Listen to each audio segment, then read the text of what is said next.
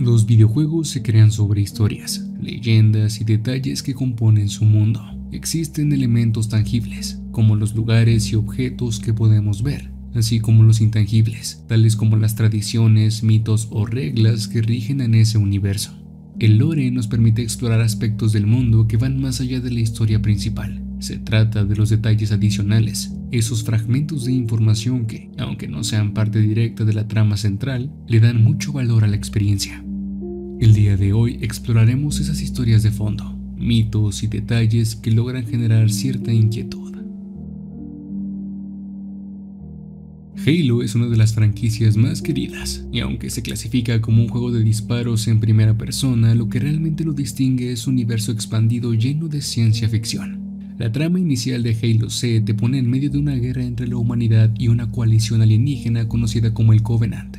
Durante la historia, mientras el Master Chief sigue un rastro de destrucción causado por un Pelican derribado, comienza a notar algo extraño. La escena revela cuerpos de soldados humanos y alienígenas del Covenant que parecen haber luchado contra algo mucho más peligroso que entre ellos. La carnicería lleva al descubrimiento de un soldado humano moribundo, al borde de la locura, y a una transmisión que revela una entidad grotesca atacando a un equipo militar. De esta forma se introduce el Flood, una raza parasitaria con un único objetivo: asimilar toda forma de vida inteligente en el universo. A través de un proceso complejo, estas criaturas infectan a sus víctimas utilizando sus cuerpos para expandirse y evolucionar. Los parásitos atacan a los humanos arrancándoles la armadura y la ropa hasta llegar a la piel. Una vez que tienen acceso, los zarcillos del parásito se extienden por todo el cuerpo, infiltrándose en los sistemas nervioso y muscular. Durante este proceso, la persona infectada sigue viva. La infección aísla el cerebro y lo mantiene funcional para preservar las capacidades del cuerpo, robando calcio y otros nutrientes necesarios para su crecimiento. Este método no solo asegura la supervivencia del huésped, sino que también prolonga su sufrimiento. Durante una misión, el Capitán Keyes y su tripulación son atacados por los parásitos en una nave, y mientras la mayoría de los soldados son asesinados o infectados rápidamente, el capitán es considerado especialmente valioso debido a su rango y conocimientos. La infección invade su mente, buscando información crítica sobre la ubicación de la Tierra para lanzar una invasión masiva. Consciente de lo que está ocurriendo, lucha con todas sus fuerzas alimentando al parásito con recuerdos irrelevantes mientras intenta proteger los secretos más importantes.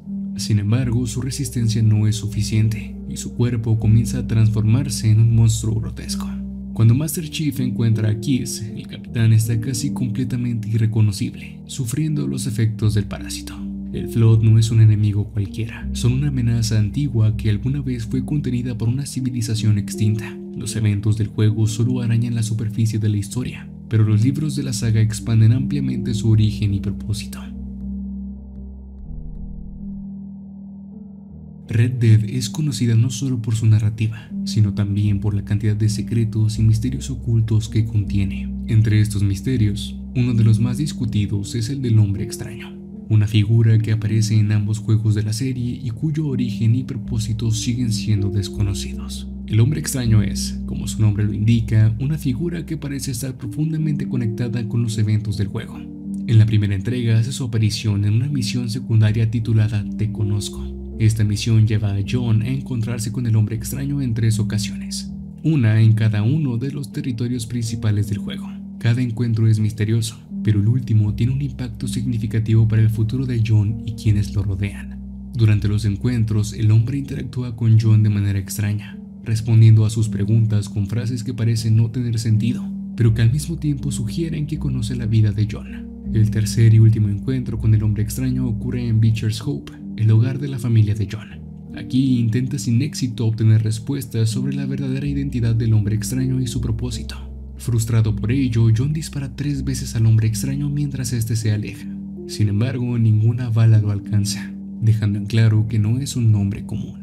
Muchos jugadores han interpretado estos 3 disparos como una representación simbólica de las 3 muertes que ocurrirán más adelante en ese lugar: la de John, la de Abigail y la de Uncle, cuyas tumbas se colocan posteriormente en Beecher's Hope.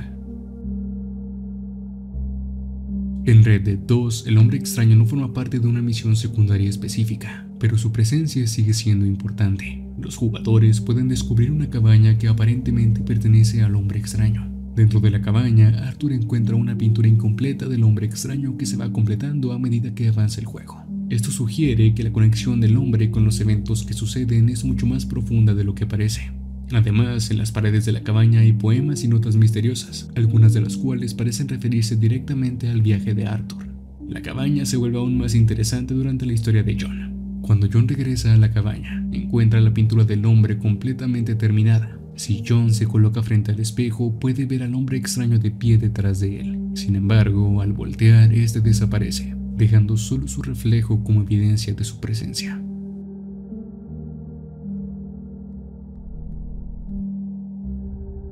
En la serie de Fallout, Vault-Tec diseñó bóvedas como refugios para los ciudadanos durante el apocalipsis nuclear. En la cuarta entrega podemos encontrar la bóveda 75, la cual se encuentra debajo de una escuela secundaria. Como en muchas otras bóvedas, el objetivo principal no era proteger a las personas, sino utilizarlas como sujetos de experimentación. Al explorar la bóveda y revisar las terminales y notas que se encuentran allí, descubrimos que el propósito era llevar a cabo experimentos de manipulación genética y refinamiento humano. Y es que antes de la guerra nuclear, Vault-Tec promocionaba la bóveda como un refugio seguro, incluso pagando a las familias de la zona para que se registraran en ella. Cuando las bombas finalmente cayeron, las familias que buscaban refugio en la cámara fueron llevadas a sus instalaciones. Al llegar, los adultos fueron separados de sus hijos bajo el pretexto de asistir a una orientación, pero esta fue la última vez que los padres vieron a sus hijos, ya que fueron ejecutados de inmediato por los guardias. A partir de eso, los niños se convirtieron en sujetos para experimentar. El objetivo de la bóveda 75 era crear generaciones de humanos genéticamente superiores. Para ello, los niños fueron sometidos a una serie de pruebas crueles y programas de modificación genética, que incluían reproducción selectiva, manipulación hormonal y otras prácticas. Cuando los sujetos cumplían 18 años, se les enviaba a un evento conocido como la graduación. El destino de cada individuo dependía si habían mostrado ser buenos según los estándares de Vault-Tec. Aquellos considerados inteligentes o talentosos eran cosechados, aunque el juego nunca explica exactamente qué significa esto. Mientras tanto, quienes mostraban cierto nivel de habilidad o utilidad eran reclutados como parte del personal de la bóveda. Y al final, aquellos que no cumplían con los estándares eran ejecutados y sus cuerpos eran incinerados para eliminar cualquier evidencia. Con el tiempo, la bóveda sufrió un motín, lo que resultó en su eventual cierre.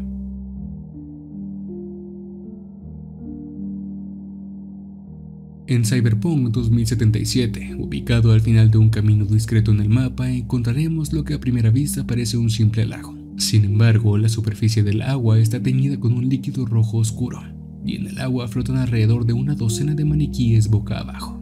Lo más desconcertante es que inicialmente no hay ninguna explicación clara. Eso fue hasta que se encontró un fragmento legible dentro de una mochila cercana. El fragmento pertenece a una carta escrita por Kevin Fraser, el presidente del estudio ficticio 24 Frames per Second, que alguna vez fue conocido por sus producciones de películas de terror. En la carta, Fraser explica con pesar que el estudio se ha visto obligado a cesar operaciones de forma inmediata, debido al retiro de su principal patrocinador. Esto también significó la cancelación abrupta de su proyecto más reciente, dejando el set de grabación abandonado junto con todos sus recursos y equipos. La carta concluye con una nota para su equipo, pidiéndoles que mantengan su creatividad intacta mientras enfrentan el duro golpe.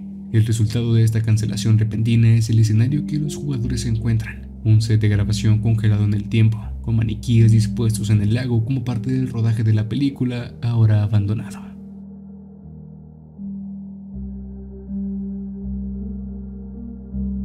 En Manhunt, los jugadores deben sobrevivir cacerías orquestadas por un productor cinematográfico llamado Lionel Starkweather y Mr. Nasty. Y si bien al final del primer juego acabamos con Starkweather, ¿quién es Mr. Nasty?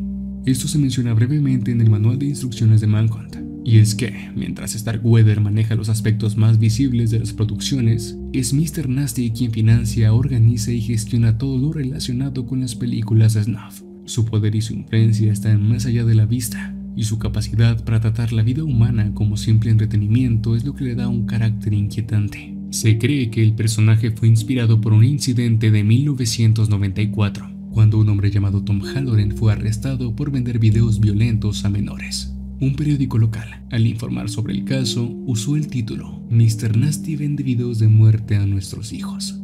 Esto se complementa con la escena después de los créditos del juego, sugiriendo que todo lo que vimos estaba grabado sobre una película infantil.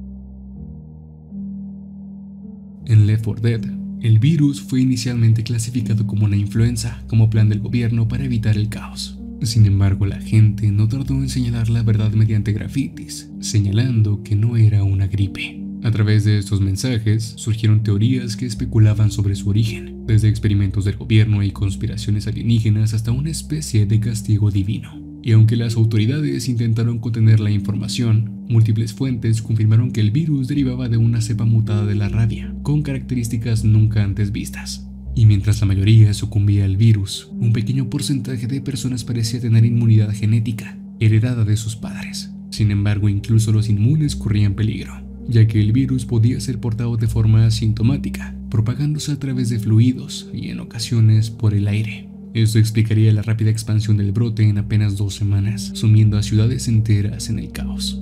Los efectos del virus variaban según cada persona. La mayoría se transformaba en infectados comunes, individuos pálidos de ojos amarillos y cuerpos debilitados. Sin embargo, en ciertos casos las mutaciones eran más severas, creando infectados especiales, los cuales vemos en el juego. Y aunque dentro del juego nunca se revela la causa exacta del virus, se plantean dos posibilidades: una mutación natural o un accidente humano. Si bien una evolución espontánea de la rabia en animales podría haber sido el origen, muchos indicios apuntan a que el virus pudo haber sido una creación humana. Las teorías incluyen una vacuna experimental que salió mal o un arma biológica que escapó de control. La desinformación oficial y los esfuerzos del gobierno para encubrir los eventos sugieren que había algo más oscuro detrás del brote.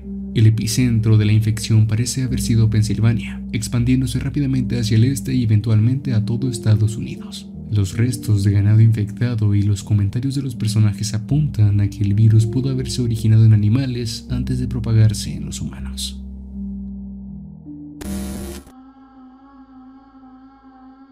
Beta Gabriel era un planeta virgen, intacto por la humanidad, con bosques densos y océanos limpios, hasta que los Brutes llegaron y los visitantes fueron cazados, torturados y devorados. Los Brutes tomaron el control y lo transformaron en un infierno, y mientras ocurría el caos, un agente de la UNSC llamado Connor Bryan los observaba con obsesión. Y es que Connor sobrevivió al ataque de una jauría de ellos. Sus compañeros murieron de forma brutal, y él escapó solo porque los Brutes empezaron a pelear entre ellos. Desde entonces vivía con el trauma y una obsesión por entenderlos. Analizó videos, descifró su lenguaje, estudió sus patrones. Él buscaba una forma de usar su violencia en contra del Covenant. Y cuando Beta Gabriel cayó, finalmente tuvo su oportunidad. Se infiltró, se escondió en un árbol y observó. Lo que vio fue pura violencia, humanos obligados a luchar entre sí, cadáveres, huesos, tortura y canibalismo. Y entonces lo descubrieron. Cayó del árbol, lo capturaron, lo llevaron al centro del campamento, donde un Brute rugió en su cara. Su aliento era tan repulsivo que vomitó. Aún así mantuvo la mirada baja. Sabía que un solo contacto visual podría ser interpretado como un desafío. Los humanos cautivos estaban libres, pero nadie escapaba. Si huías, te convertías en el juego favorito de los Brutes, cazarte por diversión. Y mientras eso ocurría, se gestaba un conflicto interno entre los propios Brutes. Ceratus odiaba al líder Parabum, un bruto sin cerebro que mató a su hermano y dirigía ciegamente. Ceratus tenía un plan, y no era el único. Cuando el conflicto entre los Brutes estalló, Connor aprovechó, disparó dardos tranquilizantes, los alfas cayeron y el caos estalló. Corrió lo más rápido que pudo, y solo uno de los prisioneros, Dusk Gevadim, un líder religioso dado por desaparecido, lo siguió. Llegaron al campamento de Connor, estaban a salvo, o al menos eso parecía. Mientras Connor recuperaba el aliento, Dusk le disparó en la cabeza. Y es que, si alguien se enteraba que Dusk estaba vivo, su religión caería. Prefirió matar a Connor y vivir escondido, antes que destruir la fe de millones. Más tarde llegaron refuerzos, acabaron con los Brutes, pero Dusk ya no estaba. Se quedó en el planeta, solo, golpeando los cadáveres de las bestias. Wallace Jenkins era un chico de campo, nacido en el planeta agrícola Harvest. Fue el mayor de 3 hermanos y desde joven quiso servir. Se alistó en la milicia local con la esperanza de llegar a ser un oficial del cuerpo de marines. Era inteligente, rápido y tenía puntería de sobra. Pero nada de eso importó cuando los Covenant llegaron y arrasaron con todo. Su familia murió y su dolor se convirtió en rabia. Fue ahí donde conoció al sargento Johnson, con quien formó un gran vínculo inquebrantable. Años después se convertiría en un marín. Wallace sirvió durante 27 años al lado de Johnson. Luchó en Reach, sobrevivió a la caída del planeta y abordó el Pillar of Autumn. Y así llegó a la instalación 04, el primer Halo. Jenkins fue parte del escuadrón enviado a investigar lo que creían era un arsenal Covenant, pero lo que encontraron no fueron armas, fue al Flood. Lo que sabemos de su destino comienza con el video de su casco, encontrado por el jefe maestro. La grabación muestra caos, gritos, un ataque sorpresa y después silencio. Jenkins no murió, fue infectado por una forma parasitaria del Flood tan antigua y débil que no pudo matarlo del todo. Su cuerpo fue tomado, sus órganos licuados, sus huesos rotos y su carne transformada. Y sin embargo, él seguía consciente, veía, sentía, pero no podía moverse. Lo usaban como marioneta, como carne andante, como mensajero. Y en un momento de debilidad del parásito, Jenkins logró recuperar el control por segundos y advirtió a los humanos de un inminente ataque del Flood. Gracias a eso, la base Alpha fue defendida a tiempo, pero él no fue salvado. Fue llevado a la nave Covenant, donde el comandante Silva quería llevarlo de vuelta a la Tierra. La razón era usarlo como experimento, o incluso como un arma biológica. Wallace, aún atrapado en su propio cuerpo, entendió lo que estaba por suceder y luchó contra el parásito que lo controlaba. Intentó sabotear la nave para evitar el fin de la especie humana, pero falló. Aún así, la teniente Melissa McKay vio lo que él veía, y ella sí logró destruir la nave. Antes de morir, Wallace miró a McKay a los ojos y con sus últimos alientos susurró gracias. Cuando Joel, Ellie, Henry y Sam escapan de los cazadores en Pittsburgh y se adentran en las alcantarillas, no tardan en notar algo extraño. Ese lugar no estaba vacío. Las señales estaban por todas partes. Juguetes, pizarras, reglas, dibujos de niños. Alguien había vivido ahí. Una comunidad, un refugio. Y hubo un hombre que vieron mucho, el de Ish. Y es que, cuando el brote del Cordyceps arrasó con todo, la mayoría de las personas corrieron hacia las zonas de cuarentena buscando protección. Pero Ish no era como la mayoría. Él era un pescador y su instinto fue huir al mar. Durante un tiempo estuvo a salvo, solo pero vivo. Las provisiones se agotaron, el océano ya no ofrecía seguridad y la costa era la única opción. Ish desembarcó cerca de Pittsburgh y se encontró con una ciudad llena de gente peligrosa. No eran los infectados lo que más lo aterraba, eran los humanos. Eran los cazadores, un grupo salvaje que mataba a otros sobrevivientes no por necesidad, sino por gusto. Ish sabía que no podía sobrevivir ahí afuera, no con ese tipo de gente, así que bajó a las alcantarillas, túneles abandonados, oscuros, fríos, pero seguros, sin cazadores, con pocos puntos de entrada, perfectos para alguien acostumbrado a la soledad. Durante un tiempo vivió como un hombre topo, como él mismo se describía, solo, oculto, esperando a que el mundo se arreglara algún día. Un día, buscando provisiones, Ish conoció a Kyle, un padre de familia que venía de los suburbios, y por primera vez en mucho tiempo, alguien no intentó matarlo. Hablaron, intercambiaron cosas, se despidieron, pero esa conversación se le quedó clavada en el pecho. Kyle tenía hijos, e Ish no había visto a un solo cazador con niños. Tal vez pensó en invitarlo, y así lo hizo. Kyle aceptó y poco a poco llegaron más. Lo que comenzó como un escondite solitario se convirtió en un hogar. Niños riendo, aprendiendo a leer, padres cocinando, organizando tareas, alarmas instaladas, reglas para proteger a todos. Sin embargo, un solo error lo arruinó todo. Una simple puerta quedó mal cerrada. Los infectados entraron y masacraron a todos. Kyle logró atrincherarse con algunos niños, esperó y rezó, pero cuando entendió que nadie vendría tomó una decisión. Prefería darles una muerte rápida antes que verlos devorados. Ish logró sacar a unos pocos con vida, su amiga Susan y algunos niños. Sellaron la entrada, dejarían una advertencia: no entres, aquí solo hay muerte.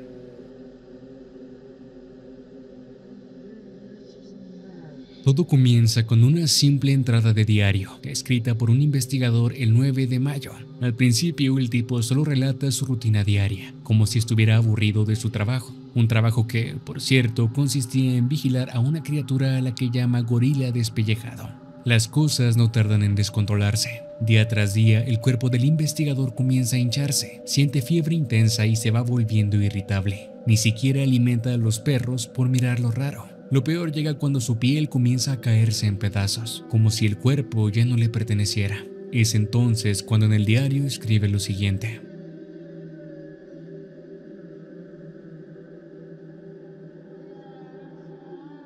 el tipo, aún en su estado zombie, logró escribir una última nota.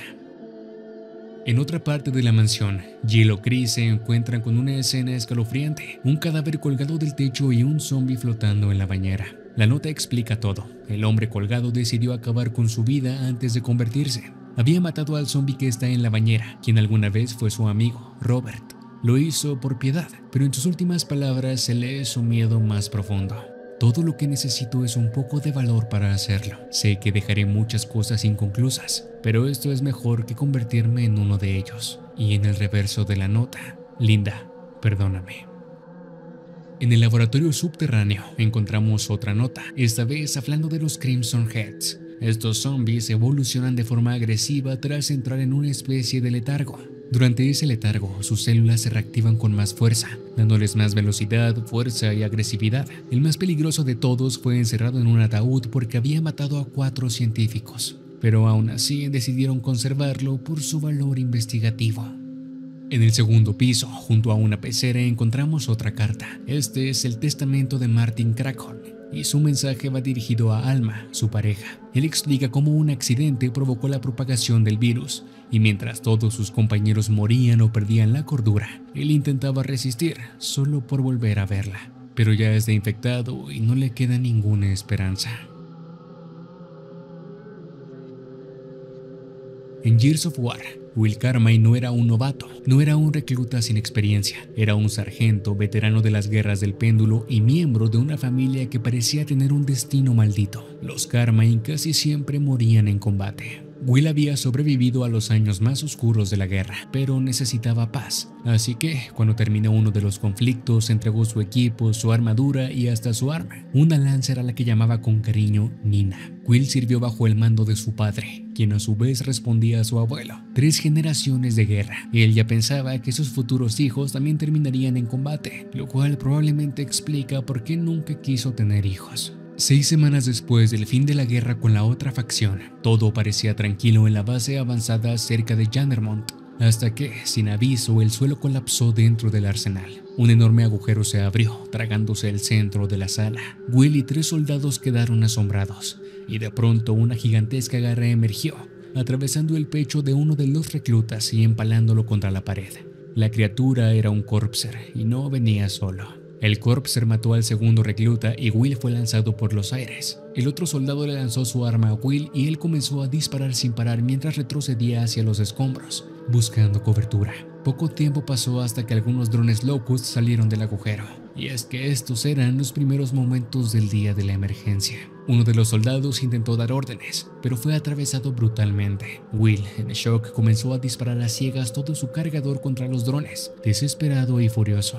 Mientras recargaba su Lancer, una sombra apareció detrás de él. Era el general Ram, quien agarró a Will con una sola mano y lo comenzó a estrangular, solo para después clavarle su cuchillo desde la mandíbula hasta el cráneo, haciendo que Will Carmine muriera al instante. Jamás pudo disfrutar aquella paz que tanto anhelaba y siguió cumpliendo con la maldición de su familia. Todo comenzó con una tragedia silenciosa. El Dr. Amadeus Arkham fundó el Elizabeth Arkham Asylum en honor a su madre Elizabeth, a quien por cierto eutanizó para aliviar su sufrimiento por demencia. Construyó el asilo sobre los terrenos de la antigua mansión familiar, en las afueras de Gotham. Era un lugar aislado y sombrío. El primer interno fue Martin Hawkins, un psicópata que asesinó brutalmente a la esposa de Amadeus, Constance, y a su hija. Pese a todo, Amadeus lo trató personalmente, pero después de meses de terapia el doctor cedió a su odio y lo mató con electroshocks experimentales. Ese fue el punto de quiebre. Desde entonces la mente de Arkham se hundió por completo. Terminó internado en su propio asilo, donde pasaría sus días grabando símbolos extraños en el piso con sus uñas. Años después, durante la toma del asilo por parte del Joker, la tumba de Amadeus fue abierta. Poco después, Quincy Sharp, uno de los administradores, encontró escritos ocultos en el edificio, hechos por el mismo Arkham antes de ser internado. Sharp, obsesionado, creyó que el fantasma de Amadeus lo guiaba y comenzó a asesinar pacientes en secreto, convencido de que era una reencarnación del fundador. En el juego podemos encontrar varias tablillas que relatan toda esta historia, pero en realidad fueron escritas por Sharp, no por Amadeus. Incluso podemos encontrar la celda de Amadeus con sus paredes cubiertas por extraños círculos. La palabra Verrückt viene del alemán y significa loco, demente o trastornado. La historia ocurre el 6 de septiembre de 1945, apenas días después del final oficial de la Segunda Guerra Mundial. Todo comienza con un espía estadounidense, Peter McCain. El gobierno de Estados Unidos, al enterarse de los rumores sobre el Grupo 935 y sus experimentos con el elemento 115, teme que los alemanes logren cambiar el curso de la guerra con zombies y armas de poder inimaginable. Así que Peter es enviado a infiltrarse como asistente de investigación en las instalaciones del Grupo 935, primero en Der Reis y luego es trasladado al manicomio de Verrückt. Pero ahí las cosas se complican. El gobierno considera que la situación se está saliendo de control y decide rescatar a Peter. Envían un escuadrón de reconocimiento de marines liderado por el cabo Tank Dempsey, pero justo antes del rescate Peter es descubierto. Y cuando eso ocurre, comienzan a abrirse brechas dentro del asilo. La realidad comienza a cambiar. Los sujetos de prueba pierden el control y el manicomio entero cae en el caos y el brote zombie comienza. Los marines llegan, pero ya es demasiado tarde. No tienen ni idea de que Peter logró escapar por su cuenta, huyendo tanto de los zombies como de los científicos. Pero ellos sí quedaron atrapados. Y separados por una puerta eléctrica sin energía, el equipo quedó dividido. De un lado Dempsey y Paxton, y del otro dos marines, John Randall y uno llamado Smokey. Durante el enfrentamiento, el Grupo 935 captura a Dempsey, lo trasladan a una base secreta en Siberia, donde será utilizado como sujeto de prueba por Richthofen. Paxton logra escapar y eventualmente regresa a Estados Unidos. Los que no tienen tanta suerte son Smokey y John, pues continúan luchando, pero Smokey es mordido y se transforma en zombie. John, atrapado, desesperado y solo, empieza a escribir rimas en las paredes. Su cordura se deshace lentamente, hasta que finalmente es devorado por Smokey, su compañero. En Assassin's Creed 2 podemos encontrar extraños símbolos escondidos que solo pueden verse con la vista de águila. Estos símbolos eran pistas colocadas por Clay Kaczmarek, también conocido como el Sujeto 16. Clay fue un asesino capturado por Abstergo, la organización templaria responsable del proyecto Animus. Fue forzado a revivir los recuerdos de sus antepasados durante semanas, lo que lo destrozó mentalmente. Y mientras su mente se rompía dentro del Animus, Clay descubrió un secreto que no podía compartir directamente, así que lo escondió. Modificó el código del Animus y dispersó 20 símbolos por toda la simulación del Renacimiento italiano, cada uno con un mensaje. Incluso dibujó símbolos con su sangre en los laboratorios de Abstergo. Años después, Desmond Miles comenzó a ver los mensajes escondidos. Cuando logra desbloquearlos todos, accede a un video, el cual indica que Adán y Eva no solo eran figuras bíblicas, sino que eran rebeldes humanos creados por la primera civilización para ser esclavos, y que escaparon con una manzana del Edén. En el video los vemos subir por un paisaje futurista, rompiendo su programación, desafiando a sus creadores, lo que nos indicaría que la historia de la humanidad tal como la conocemos es una mentira construida por los templarios. La Queen Zenobia era un crucero de lujo y fue el objetivo de un ataque bioterrorista. Durante el ataque, el oficial de comunicaciones huyó. Corrió hasta el salón pensando que allí estaría a salvo. Tenía comida y estaba aislado. Parecía seguro. El día siguiente, algo extraño ocurrió. Mientras intentaba descansar, escuchó ruidos. Algo se movía por los ductos de ventilación. Se trataban de OOS, mutaciones provenientes del virus liberado en el barco. Aterrorizado, no volvió a dormir. E infectado, sin saberlo, su cuerpo empezó a cambiar. Su mente se rompía y en su diario podemos notar su delirio y confusión. Fue entonces cuando una segunda cabeza comenzó a crecer en su cuerpo, pero él no la vio como una monstruosidad, la vio como un amigo. El tipo ya no era un hombre, su carne se había deformado al igual que su mente. El oficial de comunicaciones se convirtió en un ser abominable y repetía una y otra vez la siguiente frase: Mayday, Mayday,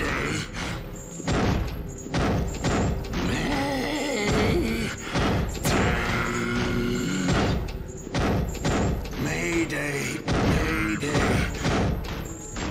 Un eco vacío de las palabras que más repitió antes de convertirse. Eventualmente, Jill Valentine y Parker Luciani lo eliminan. Philip Ojomo era un simple niño nacido en Nigeria. Nació después de la independencia de Nigeria, probablemente a finales de los años 60, en un mundo convulsionado, marcado por conflictos civiles, pobreza y violencia. Sus padres lo amaban, lo alentaban a estudiar, a ser bueno en matemáticas, a jugar al ajedrez, a usar su mente como arma y su corazón como brújula. Lo preparaban para tener una vida mejor, para escapar de las limitaciones que ellos mismos enfrentaron. Pero las guerras civiles azotaban su tierra natal. Mercenarios recorrían pueblos enteros dejando a su paso muerte y fuego. Philip, aún niño, vio con sus propios ojos lo que los hombres eran capaces de hacer cuando el dinero reemplaza la moral. Y entonces perdió a sus padres. Ellos habían escuchado una transmisión de radio que ofrecía refugio a quienes huían del conflicto. Se marcharon y nunca volvieron. Philip quedó al cuidado de su abuela, Abigail, pero también fue asesinada días después. Philip abrazó lo único que le quedaba, la campana de su padre, un objeto pequeño. Fue acogido por una familia compuesta por 4 personas: Funaya, Emika, Nikki y Chika. Sin embargo, Philip ya no confiaba y ya no soñaba. Guardaba un odio profundo, dirigido a todos los que mataban por dinero.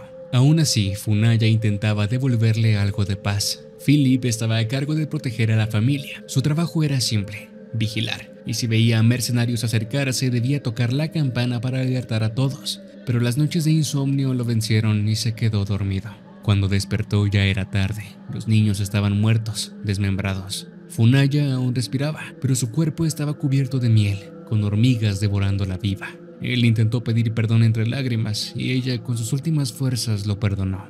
Philip la liberó del sufrimiento y, guiado por susurros que le recordaban a sus seres queridos, decidió vengarse. Rastreó un campamento de mercenarios, los observó, esperó y cuando cayó la noche, los roció con queroseno y los quemó vivos. Él mismo se prendió fuego accidentalmente, su cuerpo quedó marcado y su rostro desfigurado. Años después, tratando de dejar el pasado atrás, Philip emigró a los Estados Unidos. Consiguió trabajo en un deshuesadero de autos bajo las órdenes de un hombre llamado Azarov. Allí su tarea era aplastar coches, hasta que un día notó algo extraño. Había sangre en el maletero de uno de los autos. Abrió el compartimiento y encontró a un hombre vivo, atado, amordazado. Lo liberó, pero Azarov apareció y, sin decir ni una sola palabra, le cortó el cuello al hombre frente a él. Y es que Azarov trabajaba para la mafia, usaba el deshuesadero como centro de ejecuciones, y Philip, sin saberlo, había sido el verdugo. Durante meses había aplastado coches con cuerpos dentro, había matado sin querer, había sido utilizado como los que él más odiaba. Atacó a Azarov, lo arrojó a la máquina y lo aplastó lentamente. Y antes de que el cuerpo se rompiera por completo, le arrancó el cráneo y la columna vertebral con sus propias manos. Fue en ese momento cuando una entidad lo vio y lo reclamó. Lo arrancó del mundo real y lo arrastró a su reino. Le permitió conservar 2 cosas: la campana de su padre y la columna de Azarov. Y así Philip se convirtió en el espectro.